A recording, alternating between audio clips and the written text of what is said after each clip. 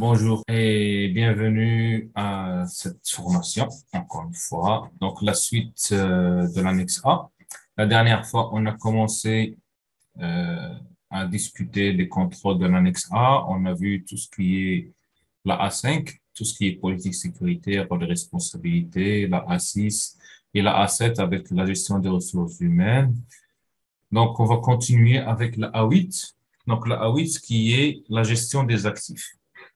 Bon, il faut savoir une chose, c'est que dans la 27005, qui est le guide de gestion de risque pour dans la famille 27001, la gestion de risque se fait normalement à la base des actifs. C'est-à-dire qu'on va voir les processus, quels sont les actifs qu'on utilise dans ces processus. Et à la base de ces actifs, on va faire notre gestion de risque. Chaque actif a ses propres risques, etc. C'est ça l'idée globalement. Donc, d'où l'importance d'avoir une sorte d'inventaire des actifs. Donc, les actifs associés à l'information et aux moyens de traitement d'information doivent être identifiés et un inventaire de ces actifs doit être dressé et tenu à jour.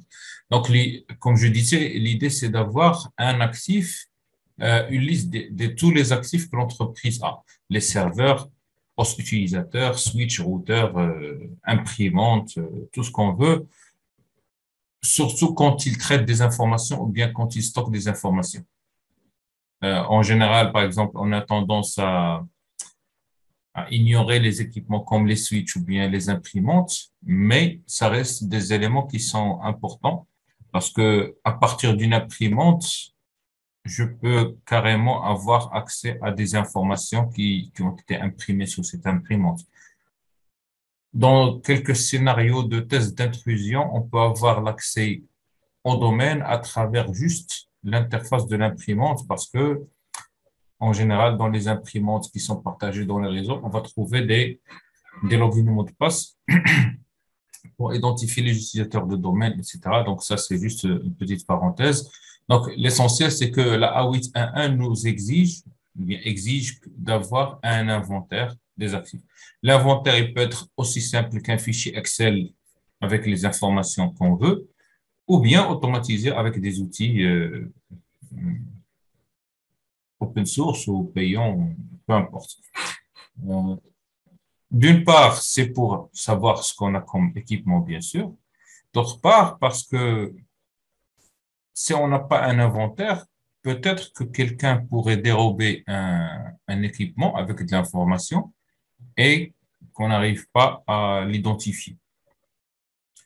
Dans l'inventaire, il y a un lien avec tout ce qui est licence, notamment les licences de Windows et de l'antivirus éventuellement.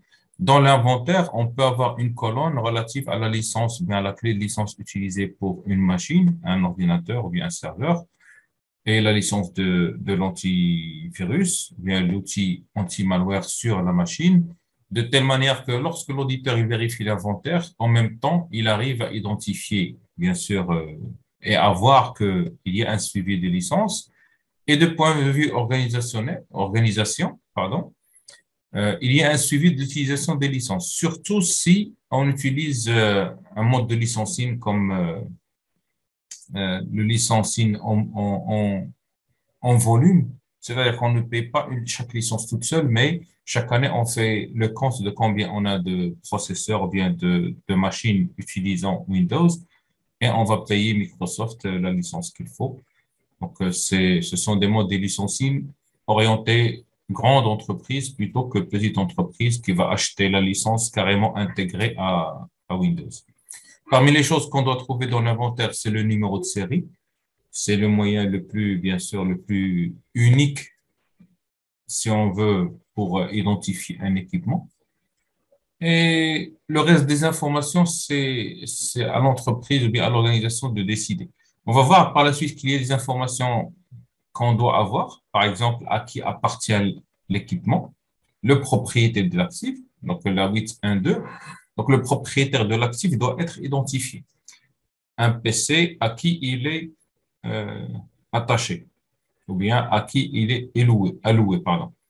Si l'actif est un serveur, par exemple, on peut l'attacher à une entité, par exemple la DSI, ou bien le responsable de l'administration système, si on veut. Euh, pour une base de données, si on fait même l'inventaire des bases de données qu'on a, si on veut, c'est un actif informationnel, on peut mettre en face l'équipe de base de données ou bien le responsable de l'équipe de base de données, DBA. D'accord? Donc, c'est ce qui est écrit, le propriétaire de l'actif, individu, entité, est responsable de la protection de l'actif. Donc, le propriétaire de l'actif doit s'assurer que l'actif est inclus dans l'inventaire. Donc, ici, on responsabilise chaque propriétaire d'actif pour qu'il demande l'inclusion de son actif dans l'inventaire, s'assurer que le bien est convenablement protégé. Donc, quand on fait la gestion de risque et on dit qu'il faut avoir une certaine sécurité, que ce soit logique ou physique, le mieux placé pour dire est-ce que cette sécurité est adaptée ou pas, c'est le propriétaire de l'actif, parce qu'il est le plus au courant de ce qu'il faut avoir comme protection. Définir et revoir les restrictions d'accès à l'actif et assurer un traitement approprié lorsque l'actif est supprimé ou détruit. Par exemple, un PC portable, on va le détruire. À un certain moment, bon, la propriété de l'actif pourrait passer de la personne qui l'utilisait à la personne qui est chargée du stock, peut-être. Mais en ce moment, il faut vider le PC de l'information qu'il contenait. Ce qui fait l'utilisateur initial du PC portable est le mieux placé pour dire quel type de destruction d'information on doit avoir relativement à la classification de l'information que le matériel contenait.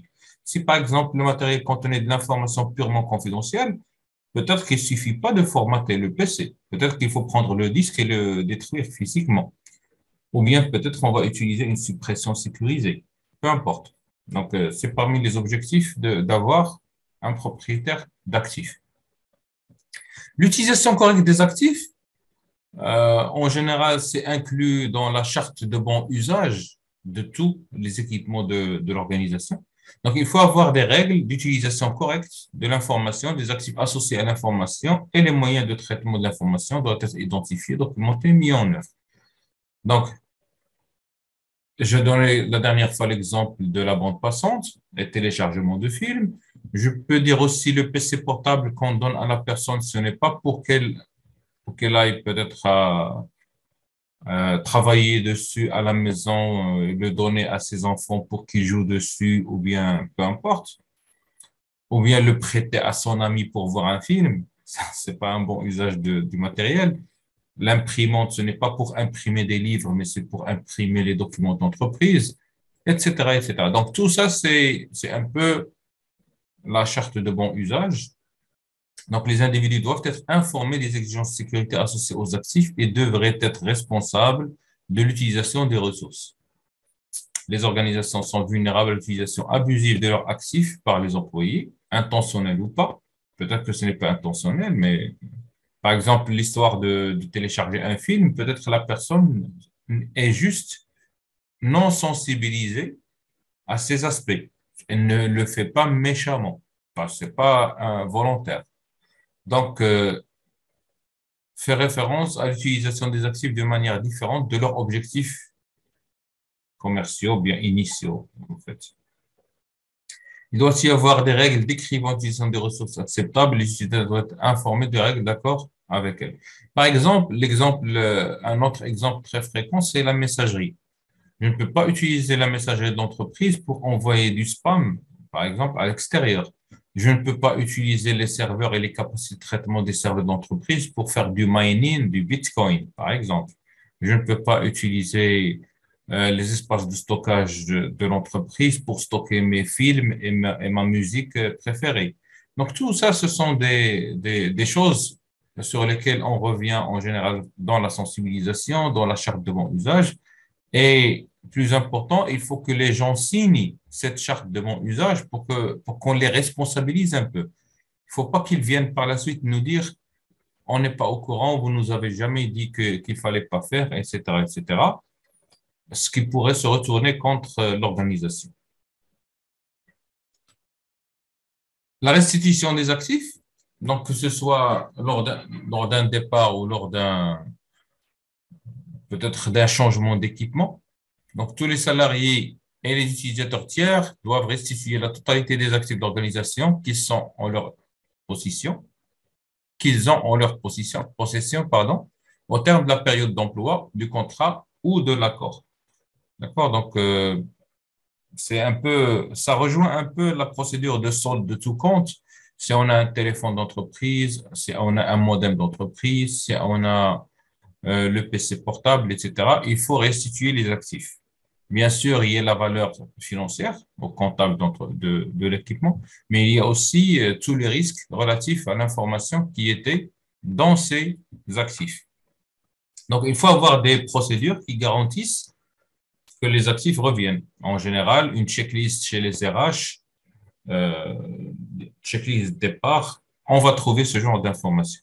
Si l'employé achète l'équipement de l'organisation, quelquefois, les entreprises, au lieu de jeter les PC portables, ils vont les vendre à leurs employés. Et ça se fait même pour les voitures, si on veut.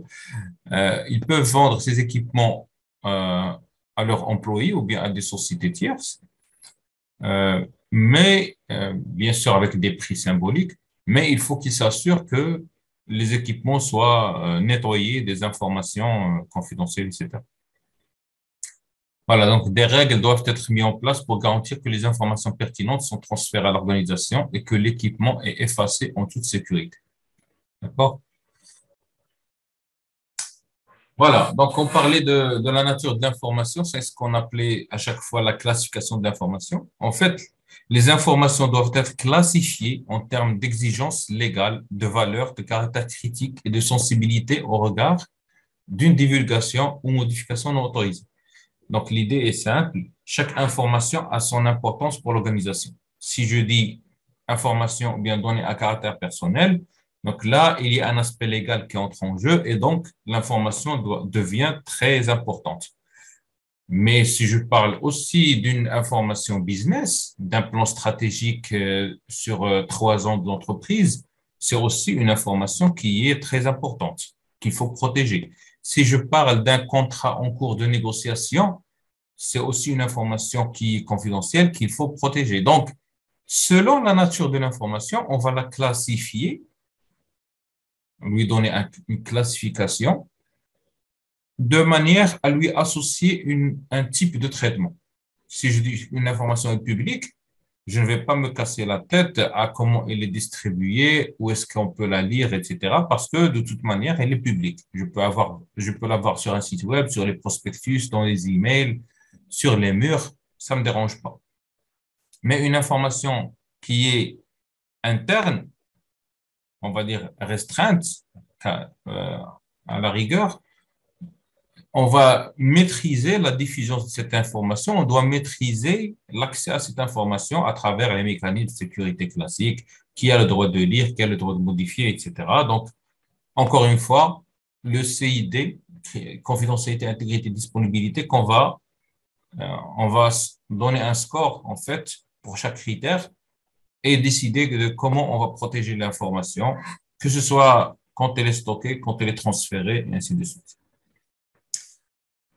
Dans le document, on peut avoir ça les règles de classification, je peux les avoir dans un document à part, dans une politique à part, mais je peux aussi l'avoir avec la procédure de gestion documentaire ou bien de maîtrise documentaire. Si vous vous rappelez au début, je vous ai dit que c'est la première politique qu'on va avoir, ou bien procédure. Chaque organisation, comment elle appelle ça, qui nous dit comment avoir le document, comment le marquer, comment le tracer. Donc, un document doit toujours porter un marquage pour dire c'est un document interne, un document confidentiel, top secret. Euh, les, les types de marquage sont à décider on va dire par le management, parce que on va se mettre d'accord sur des échelles de classification de l'information. Et donc, le document doit au moins porter doit nécessairement, pas au moins, doit nécessairement porter une classification de l'information. On peut avoir une classification par défaut, mais il faut faire attention. Parce que je peux dire par défaut, toute information est interne. sauf si j'explicite le marquage confidentiel ou bien secret, c'est là où on change. C'est une facilité pour dire que par défaut, on ne se casse pas la tête avec la classification parce que par défaut, l'information est interne, donc toute personne dans l'organisation peut avoir accès à cette information. Mais sinon, je dis que c'est dangereux parce que par oubli, par habitude, les gens peuvent mettre de l'information confidentielle dans des documents sans les marquer et on va retrouver de l'information confidentielle qui est marquée comme interne. Donc, autant avoir dans les modèles de documents le champ de marquage qui est peut-être avec les trois choix et pousser les gens à prendre un choix activement plutôt que passivement. L'organisation doit développer un système de classification. Les propriétaires des actifs d'information sont responsables de leur classification. Comme je disais tout à l'heure, c'est le responsable de l'actif qui est plus au courant de la nature de l'information. Donc, si je dis que c'est la base de données de la paix, c'est les gens de la paix qui sont au courant de la nature de l'information qui sont dans cette base de données et donc ils vont lui donner une classification. L'information sur tout type de support, elle a besoin d'être classifiée. Même un email, je peux mettre dans le sujet que c'est confidentiel juste pour dire à la personne, attention, avant d'ouvrir l'email, vérifiez que vous êtes le seul à regarder votre écran à cet instant. Bien sûr, ça a du pour et du contre, mais bon, en fait, c'est un choix à faire.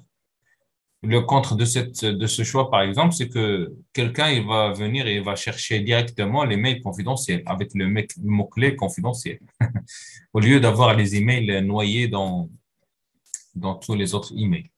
Il est recommandé d'avoir un schéma de classification facile à comprendre. C'est-à-dire que, en général, on va éviter d'aller dans des niveaux très détaillés de classification, avoir confidentiel, super confidentiel, top secret, ultra secret, interne, à diffusion réduite. Ça va introduire de la confusion dans l'esprit des gens. Donc, il faut toujours respecter le principe qu'on appelle KISS, Keep it simple, stupid. C'est-à-dire, il faut aller vers la simplicité et être efficace, plutôt que dans la complexité sans intérêt. La classification doit être effectuée en tenant compte du niveau de protection nécessaire pour assurer la confidentialité et l'intégrité et la disponibilité de l'information. Bien sûr, parce que si vous vous rappelez, quand on a parlé de la gestion de risque, on a dit qu'on va évaluer le risque par rapport aux critères CID. Donc, quand on dit C, c'est-à-dire confidentiel, si l'information est classée confidentielle, elle va pondérer, dans ce cas, le risque relatif à l'information d'une manière qui est plus importante. Et c'est pareil pour, par exemple, la procédure de transfert d'information. Si je dis que je vais envoyer une lettre qui est confidentielle, je ne vais pas l'envoyer dans une enveloppe normale ou bien sans enveloppe. Je vais peut-être la mettre dans une enveloppe avec le cachet scellé pour dire que on a protégé l'information parce que si l'enveloppe est ouverte, on va savoir qu'elle a été ouverte. Donc, on va prendre le coursier et on va le torturer pour savoir qui a lu l'information, pour rigoler. D'accord? Donc, c'est ça l'idée. Le système de classification doit être cohérent dans l'ensemble de l'organisation. C'est-à-dire que c'est le même système qui est utilisé partout.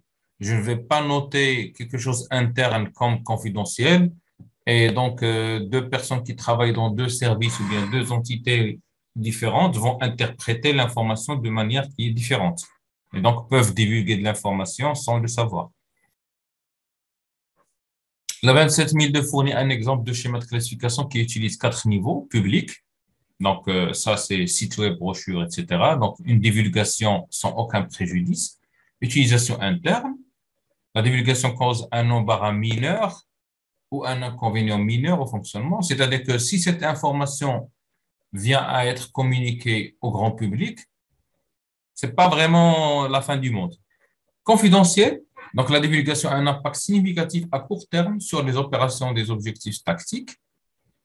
Donc, tout ce qui est confidentiel, ben, confidentiel. Par exemple, les salaires au Maroc, c'est du confidentiel, si ce n'est pas du top secret. Mais bon, Confidentiel, c'est tout ce qui est, on va dire, limité à la classe C ou bien à une population réduite de l'organisation. Donc, il ne faut pas que ça se communique partout. Top secret, là, c'est plutôt du stratégique. Donc, vous voyez ici que dans la classification, ils ont lié le confidentiel à du court terme et au tactique et top secret au stratégique et long terme. C'est-à-dire que l'impact, il va durer dans le temps par rapport au confidentiel. Personnellement, je suis aussi ce schéma. Donc, il me semble suffisant et pertinent. Donc, inutile d'aller chercher plus loin. Maintenant, on peut ajouter entre confidentiel et top secret une diffusion restreinte.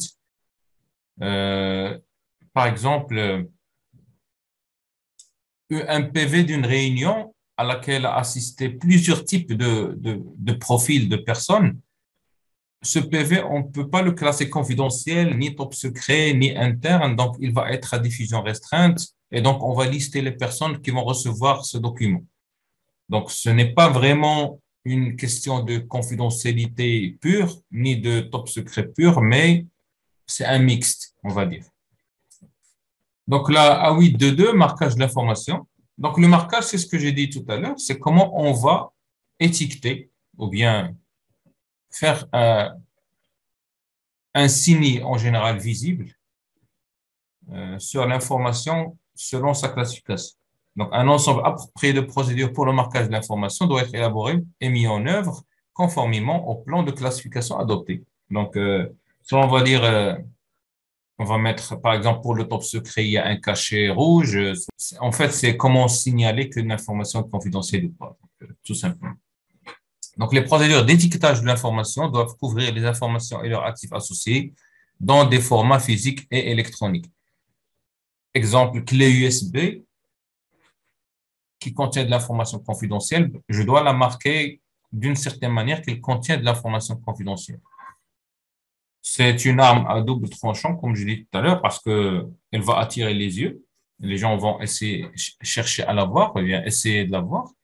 Mais en même temps, quand on la voit, on sait comment on doit la protéger. Quand on sait que la clé USB est marquée en rouge confidentielle, on sait qu'on doit la protéger d'une certaine manière. Et on est sûr qu'on ne va pas se mêler les pinceaux entre clé USB qui contient quelque chose de banal et une autre qui contient une information qui est secrète. Ce que j'ai dit tout à l'heure pour le mail, quand je mets dans le sujet confidentiel, c'est que j'ai marqué, c'est un marquage de cet email relativement à la classification de l'information qu'il contient. Les employés et les sous-traitants doivent être informés des procédures d'étiquetage. Ça va de soi. Une procédure d'étiquetage doit être communiquée à toutes les personnes qui ont accès à l'information pour pouvoir la marquer convenablement. Lors de la réception d'informations d'autres organisations, donc là, on reçoit un courrier externe, un rapport externe, etc. Il convient de prêter attention aux étiquettes des documents, car d'autres organisations peuvent avoir des définitions différentes pour les mêmes étiquettes. Puisqu'on parle maintenant de deux entreprises, deux organisations, une entreprise peut marquer quelque chose de confidentiel pour dire qu'elle est top secrète, parce qu'elle n'a pas le niveau confidentiel. Elle a juste interne et top secret. D'accord? Donc, il faut faire attention.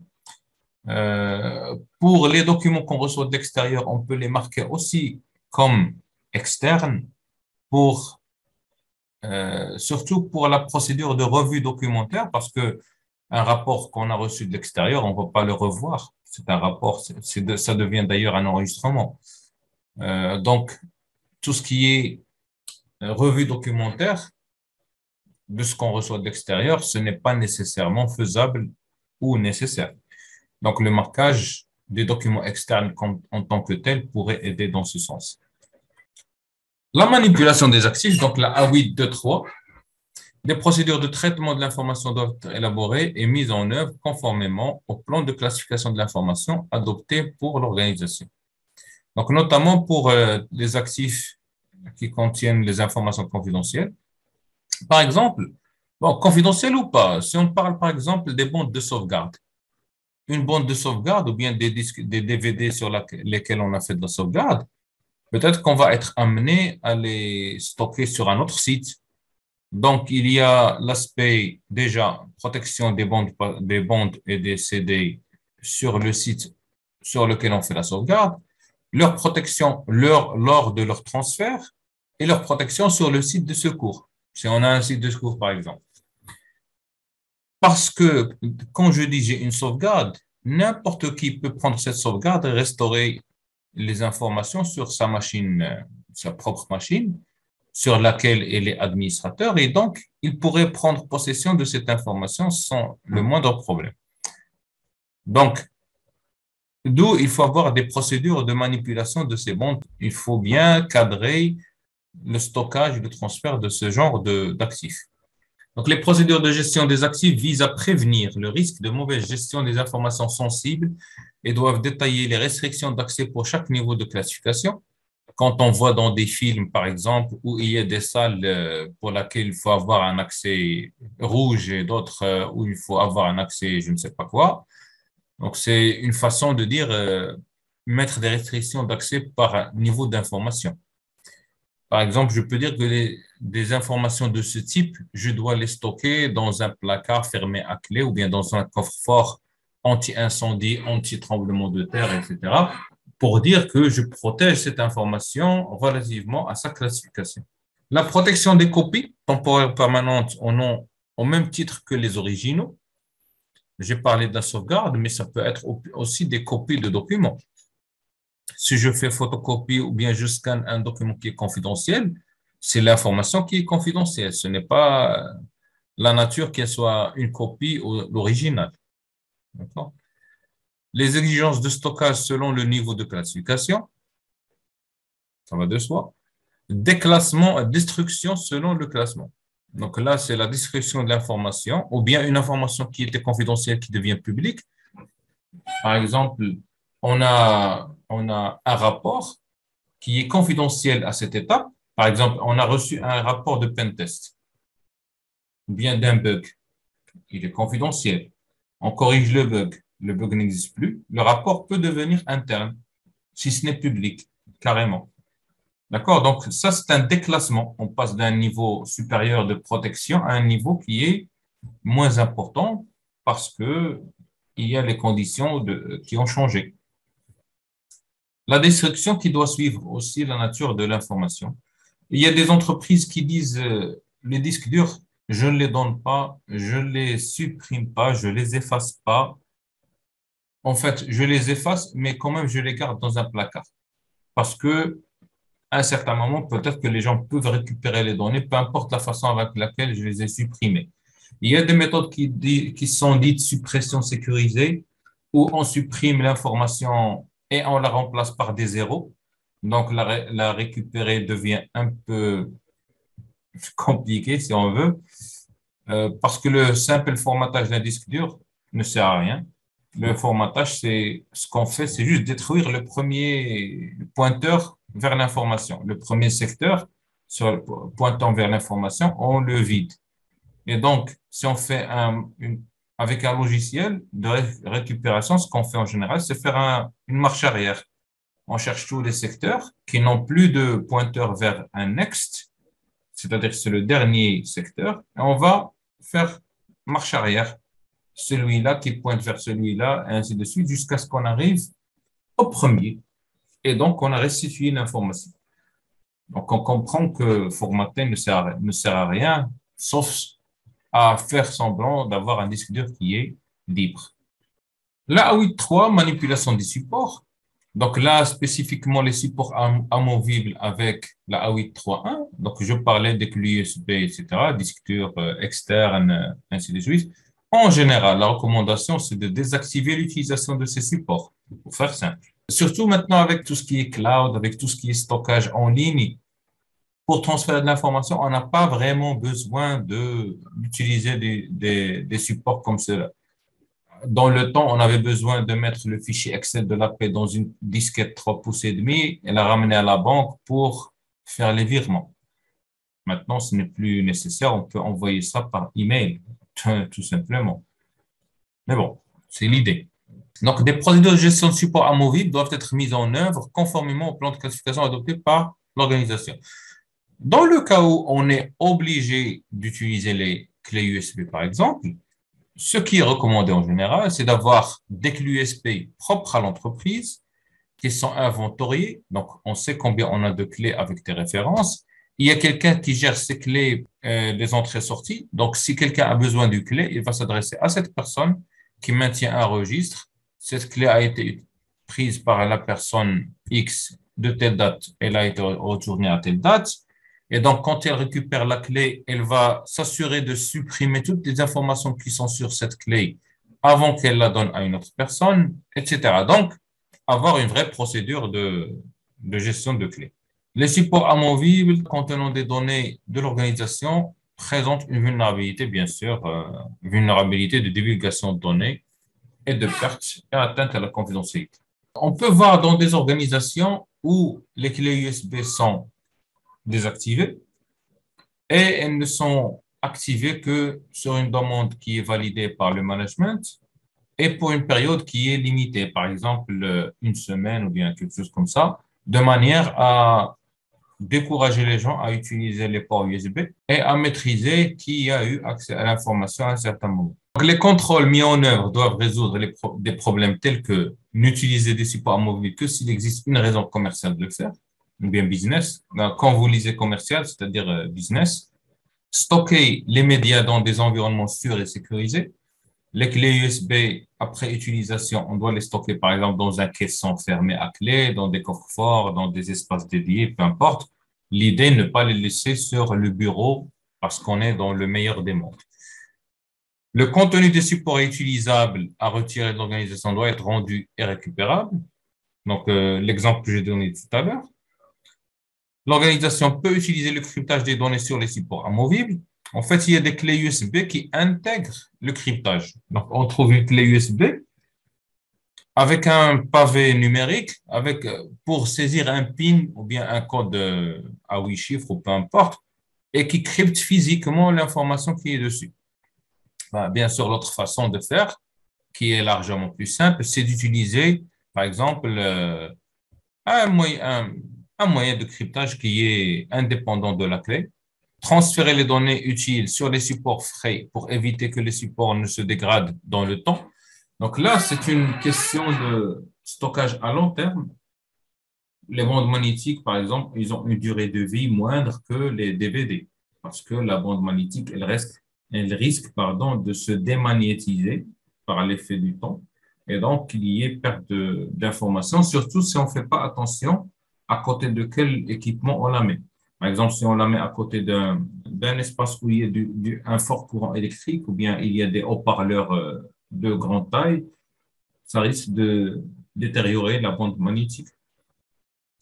Les DVD, ils risquent d'être un peu détériorés physiquement. Donc, il faut, selon notre gestion de risque, bien sûr, de cette information, changer de support à une fréquence donnée pour maintenir cette information le plus longtemps possible.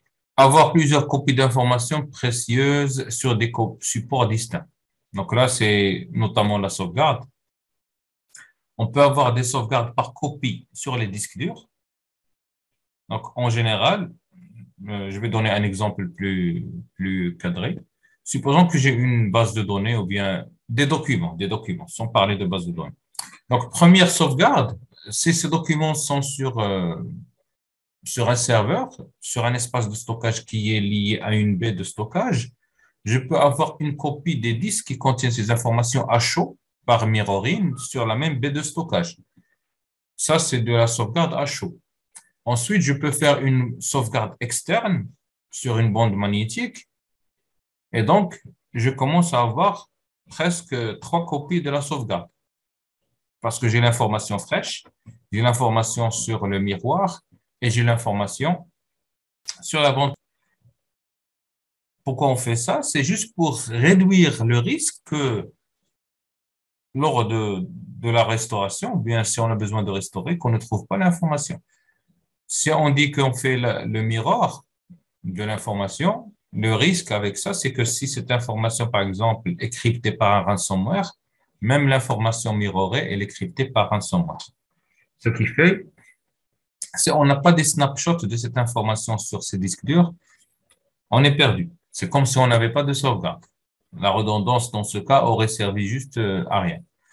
Donc, la sauvegarde qui est externe sur une bande magnétique ne va pas subir ce genre de choses. Bien sûr, il y a toujours une certaine perte de données qui est possible.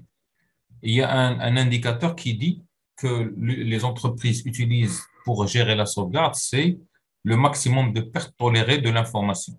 Est-ce que je vais tolérer la perte d'une journée, d'une semaine, d'une heure? Si je suis une banque, je ne peux pas tolérer une journée, je ne peux tolérer que 30 secondes peut-être, voire même 0 secondes. Donc, je vais mettre en place les moyens pour répondre à cette tolérance de perte. La mise au rebut, donc une fois qu'on a terminé avec une clé USB, avec un support quelconque, en fait, disque dur, ordinateur portable, peu importe, mais on va parler surtout disque dur parce que l'ordinateur en lui-même, il ne contient pas l'information. Donc, les supports qui ne sont plus nécessaires doivent être mis au rebut de manière sécurisée en suivant des procédures formelles. Donc, ça dépend de l'organisation. Il y aura une procédure de mise au rebut, mais il faut que tout ça soit documenté. D'accord? Donc, les procédures d'élimination sécurisée réduisent le risque de fuite d'informations confidentielles vers des personnes non autorisées. En fait, elles minimisent l'impact sur le critère confidentialité. Donc, la 27002, qu'est-ce qu'elle dit? Ligne directrice, hein, c'est pas exigence. Identifier les articles qui nécessitent une élimination sécurisée, c'est-à-dire que si un support n'a jamais contenu d'informations confidentielles, ben, c'est pas la même chose qu'une clé USB ou bien un disque dur du DG, par exemple. Stocker, éliminer en toute sécurité les supports contenant les informations confidentielles. Comme j'ai dit, on peut faire le choix de stocker ces disques même après suppression des informations qu'ils contenaient, de manière à dire on ne prend pas de risque avec ces équipements. Procéder à une sélection minutieuse du prestataire pour les services de collecte et d'élimination. Donc, il y a des entreprises, par exemple, qui vont sous-traiter la destruction des documents, notamment les documents papier et les documents électroniques, support électronique, pas documents électroniques, support électronique, à des entreprises qui font ça. Ils font de l'incinération, ils font de la destruction par acide, etc. Il faut faire attention et contrôler est-ce que c'est fait effectivement ou pas. La sous-traitance n'exclut pas le contrôle. À la rigueur, on détruit nous-mêmes nos documents ou bien on assiste à la destruction des documents. Transfert physique des supports. J'ai déjà parlé de ce point. En fait, la A833, transfert physique des supports. Les supports contenant de l'information doivent être protégés contre les accès non autorisés, les erreurs d'utilisation et l'altération lors du transport. Transport des médias, risque de perte, de corruption, d'accès non autorisé et d'utilisation abusive. Donc, commençons par le premier risque. Le risque que quelqu'un prend ce support et consulte l'information qu'il contient. Donc, ça, c'est l'accès non autorisé. C'est le plus simple à faire. Je suis en train de transférer un fichier dans une clé USB. Ben, j'ouvre mon PC, je regarde qu'est-ce qu'il y a dans ce fichier. Le deuxième risque, c'est le risque de perte. Si jamais, par exemple, je suis en train de transférer la dite clé USB et que dans des conditions quelconques, je perds cette clé USB. Si cette clé USB n'est pas protégée de manière adéquate, l'information devient publique, si on veut. L'altération du support, donc c'est ce qu'on a appelé ici la corruption, notamment pour les disques durs, pour les bandes de sauvegarde et les disques DVD. Donc, ce genre de support est très fragile. Donc, au moindre choc, même les disques durs, s'ils tombent avec un choc qui est très important, on risque d'avoir une détérioration du support et donc une perte de l'information. Donc, les directives, toujours de la 27002, utilisation de coursiers fiables et vérification de l'identité du coursier.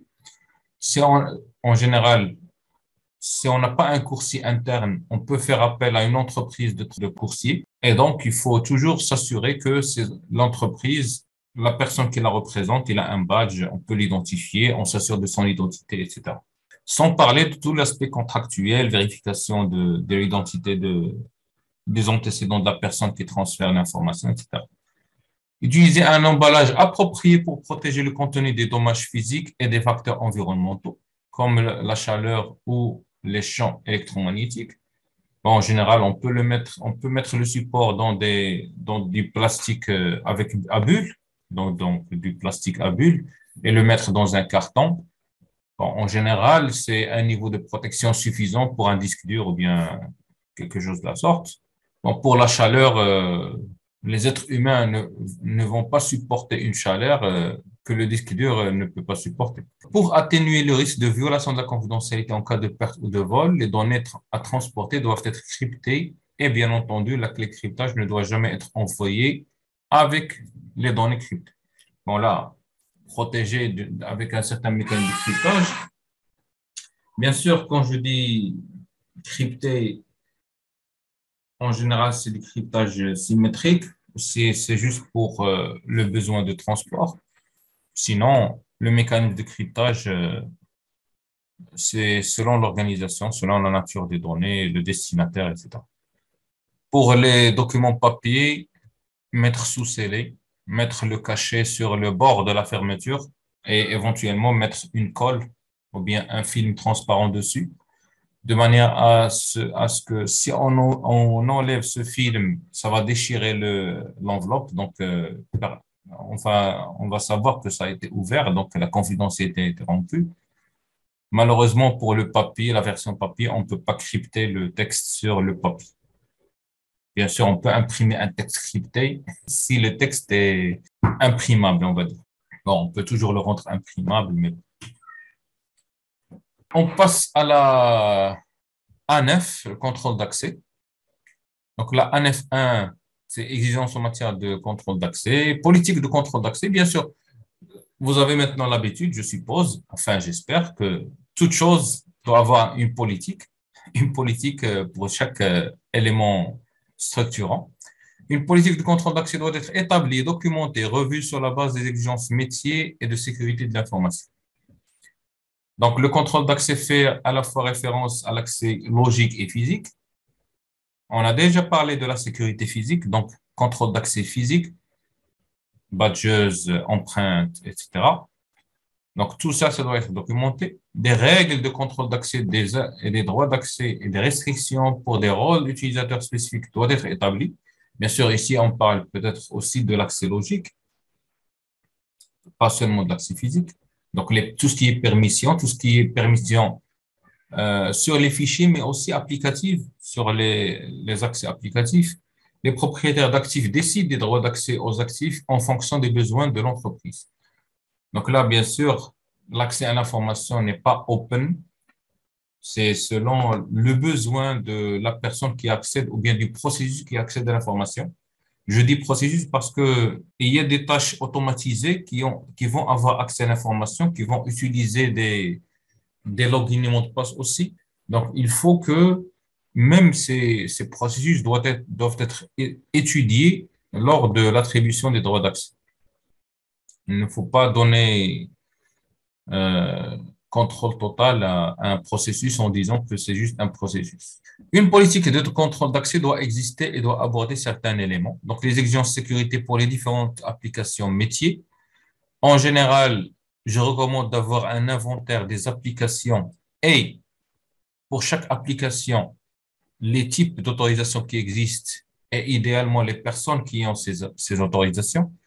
Je dis idéalement parce que si on n'est pas très, on va dire, procédural, etc., dans notre fonctionnement, ça va être très compliqué depuis le début d'avoir le tout. Donc, si on a juste les applications, les permissions qui existent, et éventuellement les 3 comptes ou 4 comptes qui ont des super pouvoirs sur l'application, c'est déjà pas mal. Et si on ne peut pas le faire pour toutes les applications, au moins prendre les applications les plus critiques du point de vue risque mais en général, il vaut mieux avoir le tout. Cohérence entre les droits d'accès et la classification d'informations. Je ne peux pas donner un accès open à une information confidentielle, bien sûr. C'est ça l'idée. La législation et les obligations contractuelles concernant la limitation de l'accès aux données aux services. Quand on voit législation, je pense personnellement directement aux données à caractère personnel. Donc, les données à caractère personnel, par exemple, je suis dans un centre d'appel, j'ai l'accès au CRM, j'ai accès à l'information des personnes, donc à caractère personnel. C'est vrai que c'est nécessaire pour l'utilisation, pour faire mes tâches. Mais, par exemple, je n'ai pas besoin d'exporter les informations. Je ne vais pas donner aux gens le droit d'exporter les informations juste comme ça. Donc ça, c'est déjà un droit d'accès qui peut être banal parce qu'on va dire dans tous les cas, la personne a accès à l'information, mais ce n'est pas la même chose que donner le droit d'extraire ces informations de manière globale. Parce que si cette personne veut voler l'information, on va dire, elle a besoin de parcourir compte par compte. Donc, à moins d'avoir toutes les clés de ces comptes ou bien un critère de recherche qui lui permet de sortir tous les comptes, ça va pas être possible. Et si on ajoute ça, avec ça, un peu de traçabilité, on peut être averti qu'il y a quelqu'un qui est en train de consulter tous les comptes juste comme ça. Donc, ce n'est pas normal. En général, ce sont des solutions qu'on appelle DLP, Data Loss Prevention, qui permettent d'avoir ce genre de surveillance, surveillance de la copie de l'information, surveillance de consultation d'information. On peut dire, par exemple, cette information, elle ne doit pas être copiée sur une clé USB. Donc, déjà, on peut l'interdire, tout simplement. Mais si on ne l'interdit pas explicitement, à chaque fois qu'il y a quelqu'un qui fait la copie, il y a une alerte qui est envoyée vers quelqu'un ou quelque chose. On peut avoir ce genre de choses. Révision périodique des droits d'accès. Bon, là, c'est l'intérêt d'avoir l'inventaire. Il faut toujours faire un check. Ça, c'est la phase de check en général. Donc, vérifier est-ce qu'il n'y a pas eu d'administrateurs système qui ont été insérés par quelqu'un sans qu'on le sache. Administrateur d'applicatifs, des rôles. Par exemple, quelque chose qui arrive toujours, c'est donner à quelqu'un temporairement des permissions, bien des privilèges qui sont très hauts et d'oublier de les enlever ou de les révoquer, si on veut utiliser le jargon. Donc, la révision périodique est très importante. On va aussi détecter les comptes qui n'ont pas été utilisés pendant plus qu'une période donnée. Par exemple, quelqu'un a réussi à s'introduire dans le serveur, il a créé un compte, mais depuis, il ne l'a pas utilisé. Donc, si nous, on dit, chaque mois, on voit quels sont les comptes qui n'ont pas été utilisés pendant plus d'un mois, donc ce genre de compte, on va le détecter. Ça va permettre de savoir qu'il y a eu déjà une intrusion, qu'il y a eu un compte qui a été créé. Et donc, déjà, on va décider ce qu'on va faire. Est-ce qu'on va piéger la personne qui a créé ce compte ou bien on va le supprimer tout simplement, essayer de trouver quelle était la faille, etc. Donc, bon, peu importe. Suppression des droits d'accès. Donc, la suppression des droits d'accès, c'est par rapport à l'exemple que je donnais par exemple tout à l'heure, ou bien l'exemple de la personne à qui on a donné un accès privilégié temporairement, ou bien quelqu'un qui a changé de métier ou bien d'équipe et donc qui n'a plus besoin de ces droits d'accès. Voilà, donc exemple, suite à un changement de rôle de responsabilité. Les rôles qui ont un accès privilégié. Donc là, il faut savoir pourquoi on fait ça même pour l'applicatif. Parce que même si quelqu'un a accès juste à une application, s'il a un rôle, un accès privilégié, il peut déjà avoir accès à toute l'information qu'il veut éventuellement, créer des comptes sans qu'il y ait un formalisme derrière, donc créer un compte, on va dire, fantôme ou sous-marin, ou on peut l'appeler comme on veut, voire même il peut exécuter du code malicieux à travers l'application et avoir la main sur le serveur. Donc ça, c'est très dangereux aussi. D'où tout ce qui est développement sécurisé, etc., qu'on verra par la suite dans les clauses de l'annexe. Principe, besoin de savoir et besoin d'utiliser. Donc, si vous vous rappelez, je vous ai dit l'autre jour le need to know. Donc, euh, l'idée est de réduire l'accès au nécessaire et pour les comptes privilégiés, même s'ils ont accès à 100%, il faut contrôler ces accès parce que s'ils n'ont pas besoin d'avoir accès à une information, il ne faut pas qu'ils aient accès à cette information. Par exemple, on va prendre un exemple simple. Supposons que je travaille dans les services de police et j'ai accès au numéro de carte d'identité nationale et qui a, pour chaque numéro de carte d'identité nationale, je peux avoir toutes les infos que je veux. Ce n'est pas pour autant que la personne qui travaille dans ce service, elle va s'amuser à chercher les informations sur une fille ou un garçon qu'elle veut draguer ou bien qu'il veut draguer. C'est absurde. C'est arrivé, il y a eu un incident dans ce sens, je pense, chez un opérateur de vol aérien, si je me rappelle. Je ne veux pas citer de nom, mais il y a eu quelqu'un qui a cherché, qui a donné à un ami les coordonnées, numéro de téléphone précisément, d'une personne qui avait réservé dans un billet dans un avion. Donc, il y a quelqu'un qui a vu quelqu'un qui l'a plu et donc il a demandé à son pote de lui donner le numéro de téléphone qui est dans le système relatif à cette personne.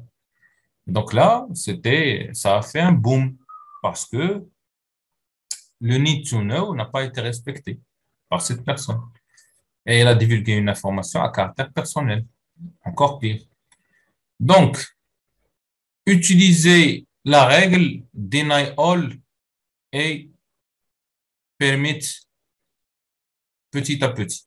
Pour les gens de réseau, ils vont comprendre ça. Donc, tout généralement interdit sauf autorisation express. Donc, là-bas, c'est interdire tout et donner selon le besoin. Et éviter de donner tout et interdire s'il y a erreur ou bien s'il y a un problème. Donc, la deuxième règle, elle a été là, longuement délaissée il y a longtemps. Donc, d'ailleurs, maintenant, tous les équipements de base, déjà qui viennent des équipements réseau, etc., par défaut, c'est interdit. Même dans les systèmes d'exploitation, par défaut, c'est interdit. Donc, c'est une bonne règle. Et qu'il faut maintenir aussi pour les développements logiciels, je veux dire. D'accord? Donc, pour les applications logicielles et accès logiciel. La 1.9.1.2, contrôle d'accès toujours, accès au réseau et aux services réseau. Donc, les utilisateurs doivent uniquement accéder au réseau et aux services réseau pour lesquels ils ont spécifiquement reçu une autorisation. Donc là, c'est tout ce qui est accès réseau et aux applications accessibles via le réseau. Donc, site web, application web.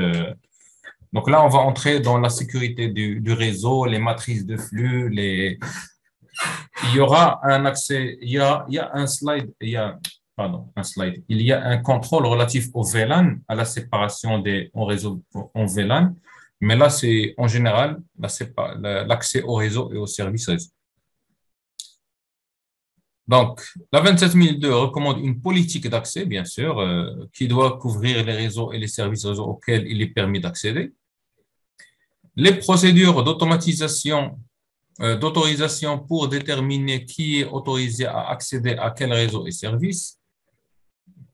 L'idée, c'est de minimiser ce qu'on appelle la surface d'attaque. Quand je dis que je minimise qui a accès à quel réseau, à quel service, je minimise les possibilités d'attaque pour quelqu'un qui aurait eu accès à ce compte, directement ou indirectement. Quels contrôles sont en place pour protéger l'accès au réseau et aux services? Est-ce qu'il y a les firewalls? Est-ce qu'il y a les access lists sur les routeurs? Est-ce qu'il y a des proxys, etc., etc. Donc, selon le niveau de protection qu'on veut avoir. Comment les réseaux et services sont-ils accessibles? Est-ce qu'il y a un accès Wi-Fi? Ou bien c'est juste l'accès filaire? Est-ce qu'il y a un accès VPN? Est-ce qu'il faut utiliser du HTTPS?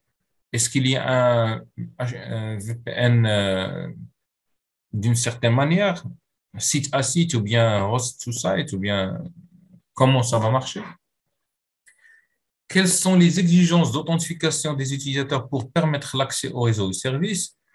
Est-ce qu'on va exiger une authentification à plusieurs facteurs ou bien c'est juste un login et un mot de passe, par exemple?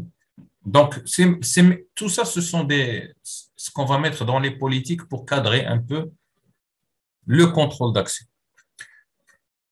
On va dire, même comment sont attribués les premiers logins et mots de passe, etc., aux utilisateurs, ça fait aussi partie de la politique à avoir, ou bien de la procédure à avoir. Comment est surveillée l'utilisation des services de réseau? Par exemple, on va surveiller qu'un compte ne peut pas avoir deux sessions en même temps.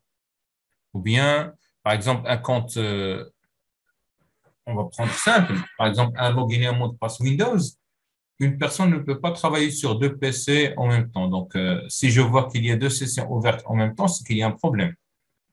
Soit quelqu'un a volé ce compte, soit que cette personne partage son compte avec quelqu'un d'autre. Ce qu'on dit pour le compte, on peut le dire pour un accès réseau, pour un accès VPN, etc.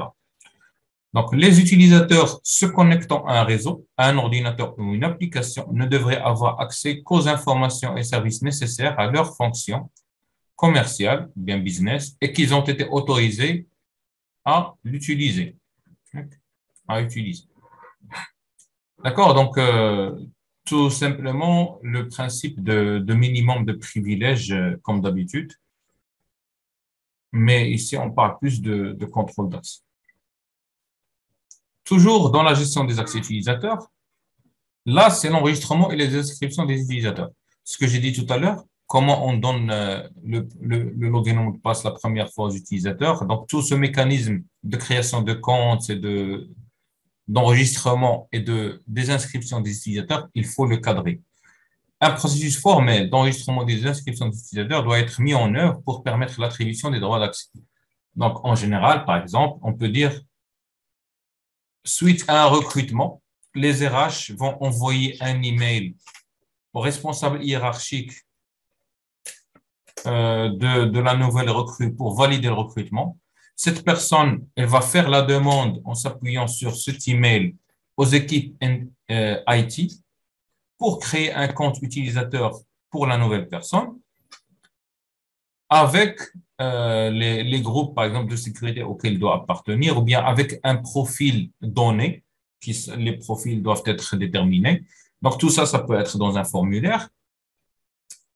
Les IT, quand ils créent le compte, on va dire que le mot de passe initial, il va être donné au responsable hiérarchique qu'il va communiquer à la nouvelle recrue le premier jour. Ou bien on peut dire le responsable IT qui va donner le PC portable ou bien le PC à la personne affectée, le PC à la personne qui va rejoindre l'entreprise, c'est cette personne qui va donner le mot de passe la première fois. Ou bien, on va dire carrément qu'il va saisir le mot de passe la première fois, comme ça, même la personne ne connaît pas le mot de passe la première fois. Il va exiger de la personne de changer le mot de passe. Comme ça, on est tranquille. Il n'y a que la personne qui connaît son mot de passe après coup. Donc, chaque utilisateur doit être formellement autorisé, enregistré sur chaque système d'information, réseau ou service auquel il accède pour les besoins d'entreprise. Donc, si maintenant on n'a pas un système centralisé d'authentification, une sorte de single sign-on ou bien autre chose, la personne doit avoir les autres comptes et c'est le même principe. Le compte pour accéder peut-être à une application interne RH ou bien à un CRM, un ERP, peu importe. Donc, c'est le même principe. L'idée est que une fois que la personne a reçu son compte, qu'elle en soit responsable. Elle ne peut pas être responsable si elle ne peut pas changer le mot de passe. Parce que dans ce cas, il y a au moins deux personnes qui connaissent le mot de passe, celui qui l'a créé la première fois et la personne elle-même. Donc, il ne peut pas être responsable de ce qui est fait avec ce compte à 100%. D'où cette nécessité d'avoir la possibilité de changer le mot de passe et de l'exiger la première fois. Utilise l'identifiant utilisateur unique pour permettre à l'utilisateur d'être lié à leur action. Donc là, c'est l'aspect audit, accountabilité, donc les 3 A. pas de compte partagé avec d'autres personnes. Désactiver ou supprimer, immédiatement les identifiants des utilisateurs qui ont quitté l'organisation. Donc, désactiver, pas supprimer, sauf si on ne peut pas désactiver. Généralement, on déconseille de supprimer directement le compte parce que on pourrait avoir une suppression d'informations derrière. Quelquefois, dans les applications, on dit que suite à une suppression, en cascade de suppression sur toutes les informations qui sont liées à ce compte, et donc, on peut avoir une perte d'informations. Donc, ce qui est conseillé, c'est de désactiver le compte pendant une certaine durée, le temps de s'assurer qu'il n'y a pas d'information qui a été perdue, avant de supprimer éventuellement le compte. Sachant qu'un compte désactivé ne mange pas de pain et donc on peut le garder dans une unité d'organisation, par exemple, ou bien dans un stockage qui est à part, on va dire. Identifier et supprimer périodiquement ou désactiver les identifiants redondants. Bon, normalement, il n'y a pas de redondance, mais sait-on jamais s'il y a des comptes qui sont là. Par exemple, supposons qu'un utilisateur était dans une unité et que après il a changé d'équipe, on lui a créé un nouveau compte parce que les deux équipes utilisaient des systèmes différents. Là, on pourrait avoir ce genre de redondance. Un autre scénario, supposons que deux entreprises ont fusionné ou bien une a absorbé l'autre et pour l'une des deux entreprises, bien sûr, elle va être intégrée et supprimée par la suite en termes IT, ce qui fait les personnes qui avaient un compte dans ce domaine, pour illustrer, on va leur donner un nouveau compte dans l'autre domaine et donc ils auront deux comptes à un certain moment. C'est un peu de la redondance. Voilà. S'assurer que les ID utilisateurs redondants ne sont pas attribués à d'autres utilisateurs. Là, c'est quand on utilise des ID qui ne sont pas nominatifs. Par exemple, j'étais dans une entreprise où mon login était du genre TZBCF5, par exemple. Ça, c'est un login bizarroïde, mais c'était leur façon de faire. C'était mon login, le nom de ma machine, c'était mon login-pc, ma messagerie, c'était mon login le domaine. Donc, ce n'est pas nominatif, donc ça a l'avantage d'être pseudo-anonyme. Donc, quelqu'un qui tombe sur ce compte, il ne sait pas à qui il appartient. Mais le risque est que, par exemple, qu'on attribue le même compte à quelqu'un d'autre sur un autre système, donc il y aura une confusion d'ID utilisateur. Bon, donc, mais bon, en général, avec une procédure qui est simple, efficace, on évite tout ça. La majorité des entreprises, ils prennent pour login le nom de l'utilisateur ou bien la première lettre du prénom avec le nom ou bien le prénom point le nom. Et on est simple. La situation des homonymes, elle est rare. Donc, avoir deux employés qui ont le même nom, le même prénom dans la même entreprise, c'est carrément, c'est presque impossible. Mais bon, auquel cas, on va ajouter un 2 à côté du prénom et c'est terminé. Donc, il faut rester simple et s'assurer qu'on atteigne ces objectifs. La A922, pardon, distribution des accès utilisateurs. Donc là, c'est juste, on va un peu me redire par rapport à ce que j'ai dit tout à l'heure. Donc, un processus formel de distribution des accès utilisateurs doit être mis en œuvre pour attribuer, retirer les droits d'accès à tout type d'utilisateur sur l'ensemble des services et des systèmes. Donc, les propriétaires du système d'information sont responsables d'approuver ou révoquer les droits d'accès. En général, si quelqu'un demande un accès à une plateforme, il faut qu'il y ait un mécanisme de validation. Donc, soit le responsable, le manager de cette personne, soit on va dire c'est l'équipe sécurité qui valide parce qu'elle connaît les applications et les rôles et responsabilités. Selon le profil de la personne, elle va dire on n'autorise pas parce qu'on ne voit pas de besoin business, par exemple, etc. Les droits d'accès ne doivent pas être activés avant l'autorisation. On ne va pas aller plus vite dans la réalisation technique que le processus de validation lui-même. Un enregistrement central des droits d'accès accordés à chaque identifiant utilisateur doit être conservé. Ici, c'est pour s'assurer qu'une personne on sait toujours qu'est-ce qu'elle a comme droit d'accès. Ça va aussi éviter qu'une personne contacte deux, deux personnes différentes pour demander un droit d'accès et donc accumuler des droits d'accès qui n'ont pas lieu d'être accumulés en contournant la centralisation de ce contrôle. Les droits d'accès doivent être adaptés pour les utilisateurs qui changent de rôle ou de travail et supprimés pour les utilisateurs qui ont quitté l'organisation. C'est ce qu'on a dit tout à l'heure. Soit suite à un changement, soit un départ, il faut revoir les droits d'accès des utilisateurs. Un moyen plus simple de gérer les droits d'accès consiste à utiliser l'accès basé sur les rôles en définition des profils d'utilisateurs pour différents rôles et postes dans l'organisation. Ça, c'est la façon la recommandée, effectivement. Créer des comptes typiques. Par exemple, je crée un compte modèle pour les agents du centre d'appel, un compte modèle pour une personne de la finance, etc., etc. De cette manière, quand j'ai un nouveau utilisateur, je fais juste une copie de ce compte et c'est terminé. Je n'ai pas besoin d'aller chercher plus loin parce que ce qui arrive quand on n'a pas cette façon de faire, c'est que à chaque création, je vais essayer de voir quels sont les comptes, quels sont les groupes dans lesquels je dois le mettre, quels sont les privilèges que je dois donner, etc. C'est très visible, par exemple, dans les bases de données. Dans les bases de données, on utilise des profils comme ça, les rôles, la notion de rôle dans les bases de données.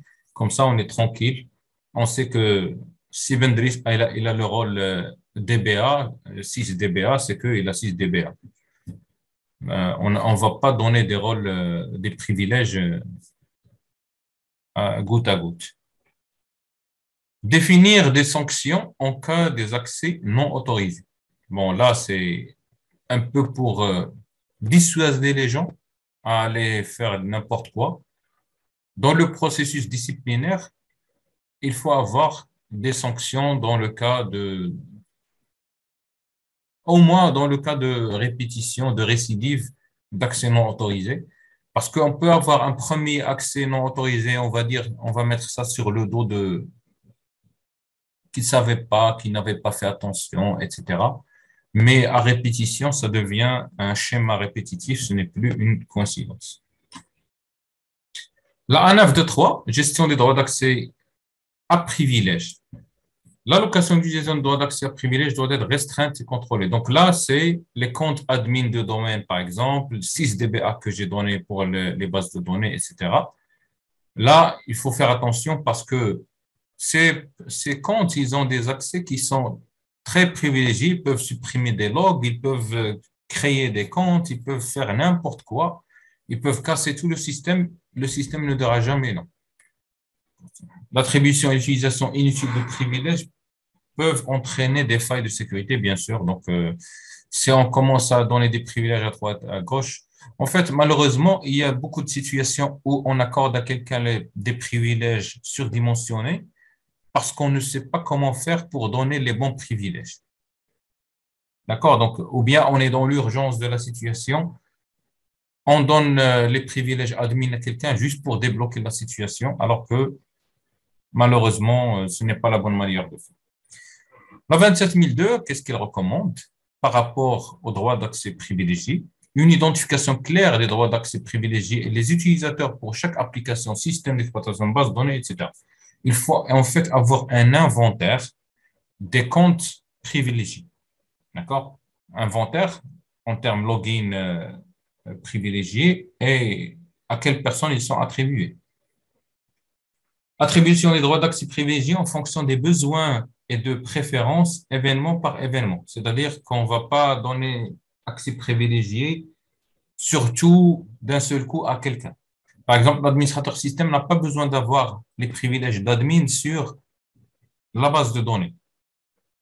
Même si par défaut, un administrateur de domaine, par exemple, il est déjà, ou bien un administrateur du serveur local, non, administrateur local du serveur, il est admin de la base de données, on peut révoquer ce droit et ne le donner que si nécessaire. Et donc définir un rôle admin base de données qui est spécifique à chaque situation, on va dire. Donc on ne va pas laisser la configuration par défaut. Utiliser un processus d'autorisation pour octroyer des droits d'accès privilégiés et ne les octroyer qu'une fois les autorisations obtenues. C'est-à-dire, il faut aller dans un système de validation d'octroi d'accès privilégié. C'est-à-dire que si pour un utilisateur normal, on va s'arrêter au responsable direct, pour un accès privilégié, on va aller à N+2 et avoir l'accord du RSSI, par exemple. Parce que on prend un risque. En donnant un accès privilégié, on donne un risque. Attribuer les droits d'accès privilégiés à un identifiant utilisateur différent de ceux utilisés des activités habituelles. Donc là, c'est la best practice qu'on a du mal à appliquer. En général, l'administrateur de domaine, il doit avoir un compte utilisateur simple qu'il va utiliser pour aller sur Internet, pour voir sa messagerie, etc. Et un accès administrateur pour administrer ces serveurs qui est utilisé à part. Donc, ce n'est pas le même compte. Personnellement, je vois rarement appliquer cette règle dans la réalité en entreprise, mais je l'ai vu une fois dans une entreprise. Bien sûr, les gens sont un peu mal à l'aise parce qu'ils doivent jongler avec les deux comptes, mais dans la réalité, on cherche le bien de l'entreprise. On ne cherche pas le confort ultime de la personne. S'il faut juste ouvrir une session, ce n'est pas vraiment la mer à bord. Donc, il faut quand même avoir une certaine rigueur pour les comptes privilégiés. La A924, gestion des informations secrètes d'authentification des utilisateurs. Donc, ici, les mots de passe. L'attribution des informations secrètes de mots de passe doit être réalisée dans le cadre d'un processus de gestion formelle.